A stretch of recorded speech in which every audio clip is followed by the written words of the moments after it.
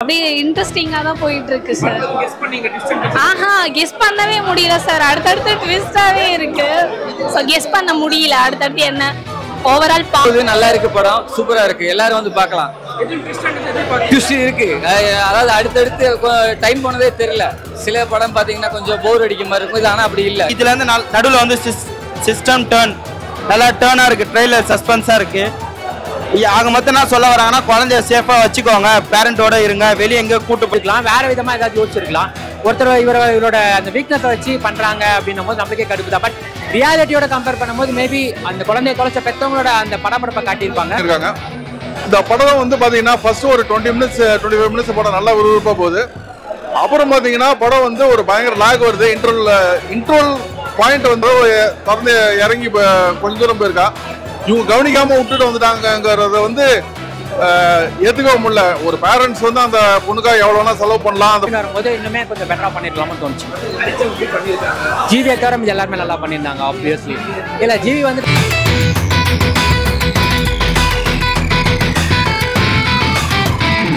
வேற level sir.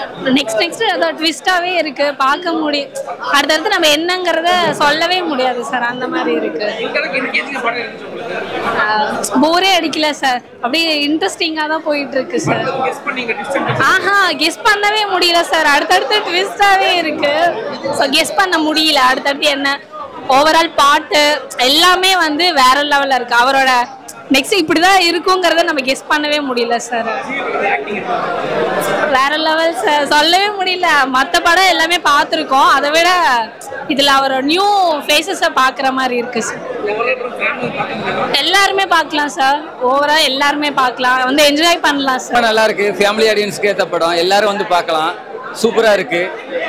ஹீரோயினி madam ரொம்ப நாள் கழிச்சு வந்து நடிச்சிருக்காங்க, நல்லா நடிச்சிருக்காங்க. எல்லாருமே நல்லா பெர்ஃபார்மன்ஸ் பண்ணியிருக்காங்க.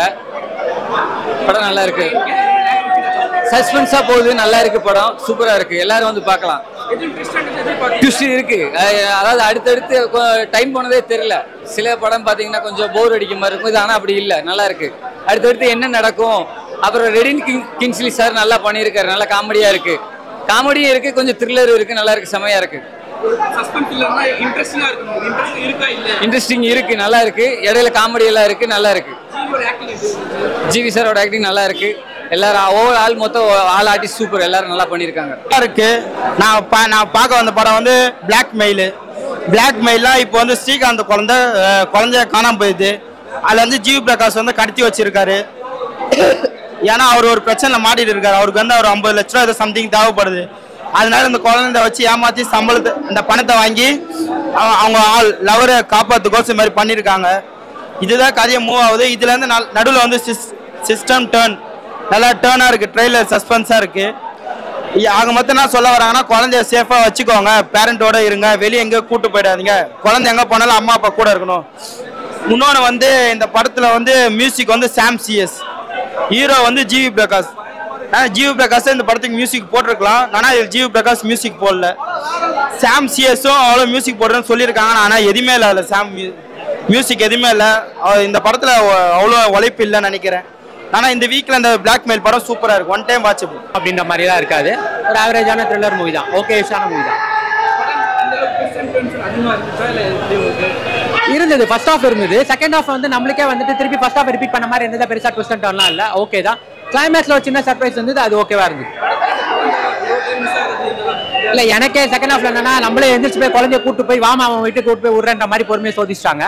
ஃபர்ஸ்ட் ஹாஃப்ல இருந்த அந்த சின்ன படப்படப்பு கூட செகண்ட் ஹாஃப்ல இல்ல. செகண்ட் ஹாஃப்ல நம்ம பேஷன்ஸை சோதிக்கிற அளவுக்கு ரைட்டிங் இருந்தது. அதை கொஞ்சம் மாத்தி இருக்கலாம், வேற விதமா ஏதாவது யோசிச்சிருக்கலாம். ஒருத்தர் இவரோட அந்த வீக்னஸை வச்சு பண்றாங்க அப்படின்னும் போது நம்மளுக்கே கடுப்பு தான். பட் ரியாலிட்டியோட கம்பேர் பண்ணும்போது மேபி அந்த குழந்தைய தொலைச்ச பெற்றவங்களோட அந்த படப்படப்பை காட்டியிருப்பாங்க. அதே மாதிரி கல்யாணத்துக்கு அப்புறம் ஒரு பாஸ்ட் இருந்ததுன்னா அதனால அவங்க எவ்வளவு சஃபர் ஆகிறது காட்டியிருப்பாங்க. அதெல்லாம் நல்லா இருந்தது. பட் ஒரு த்ரில்லர் மூவின்னு வரும்போது இன்னுமே கொஞ்சம் பெட்டரா பண்ணிருக்கலாம்னு தோணுச்சு. ஜிவியை தவிர இது எல்லாருமே நல்லா பண்ணியிருந்தாங்க. ஆப்வியஸ்லி இல்ல ஜிவி வந்துட்டு ஆக்சுவலி தொடர்ந்து இந்த மாதிரி பேட்டர்ன்லேயே படம் பண்ணும்போது நம்மளுக்கு என்ன தோணுதுன்னா, அவரே பெரிய ஃபிளாவா தெரிஞ்சுறாரு. இந்த படம் டவுன் ஆகிறதுக்கு அது ஒரு பெரிய விஷயம் ஆயிடுது.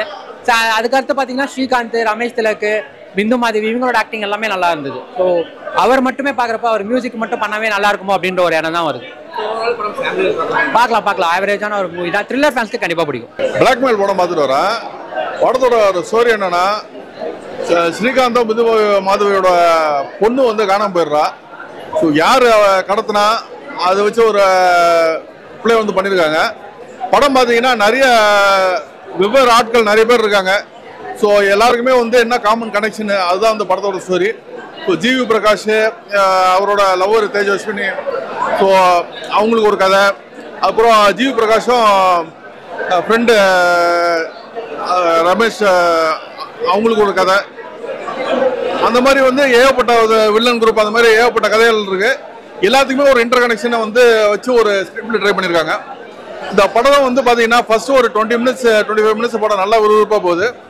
அப்புறம் பார்த்தீங்கன்னா படம் வந்து ஒரு பயங்கர லாக் வருது. இன்ட்ரோல் பாயிண்ட் வந்து திரும்ப படம் நல்லா விறுவிறுப்பாக வந்து நிறைய ட்விஸ்ட் அண்ட் டர்ன்ஸ் வச்சு இன்ட்ரோல் முடிக்கிறாங்க. செகண்ட் ஹாஃப்மே வந்து நிறைய ட்விஸ்ட் அண்ட் டர்ன்ஸ் வச்சு படத்தை வந்து முடிக்கிறாங்க. இந்த படம் வந்து நிறைய ப்ளஸ் பண்ணியிருக்காங்க. பட் ஒரு சில இடத்துல வந்து ரொம்ப பெரிய ஒரு மைனஸ் பண்ணியிருக்காங்க. அந்த குழந்தை வந்து நிறைய இடத்துல திரும்ப காணாம போறது வந்து ஒரு சில இடத்துல அக்செப்டே பண்ணிக்க முடியல. ஒரு தடவை 2 தடவை அந்த மாதிரி காணாம போனா ஓகே. திரும்ப இப்போ அந்த பழைய படங்கள்லாம் பார்த்தீங்கன்னா ஒரு பை நிறைய காசு இருக்கும். அந்த பேக்கை வந்து வேற கலர் பேக் வச்சு மிஸ் ஆகி இந்த பிரபு எல்லாம் நிறைய படம் வந்துச்சு. ஸோ அந்த மாதிரி வந்து ஒரு குழந்தைய நீங்க வந்து கை மாத்துறது வந்து கொஞ்சம் ஏற்றுக்க முடியல. இன்னொன்று இந்த படத்தோட பேஸே வந்து பார்த்தீங்கன்னா அந்த குழந்தை காணாம போனதான். அந்த பொண்ணு எங்கேயோ ஒரு வெளியில இருக்கிற ஒரு இடத்துல வந்து யாருமே ஆள் நடமாட்டம் இல்லாத ஒரு இடத்துல அந்த பொண்ணு கதவை திறந்து இறங்கி கொஞ்சம் தூரம் போயிருக்கா. இவங்க கவனிக்காம விட்டுட்டு வந்துட்டாங்கிறத வந்து ஏற்றுக்க முடியல. ஒரு பேரண்ட்ஸ் வந்து அந்த பொண்ணுக்காக எவ்வளோ வேணா செலவு பண்ணலாம். அந்த பொண்ணுக்காக ரொம்ப அம்மா வந்து அந்த அளவுக்கு தூக்கம் இல்லாமல் சாப்பாடு இல்லாமல் இருக்காங்க. அப்பா வந்து எவ்வளோ காசு வேணாலும் செலவு பண்ணி நான் பொண்ணை கண்டுபிடிக்கிட்டு இருக்காரு. ஸோ அப்படிப்பட்ட ஒரு இது வந்து இவ்வளோ அசால்ட்டாக வந்து அந்த கேர்லெஸ்ஸாக விட்டது வந்து எனக்கு வந்து சுத்தமாக ஏற்றுக்க முடியல.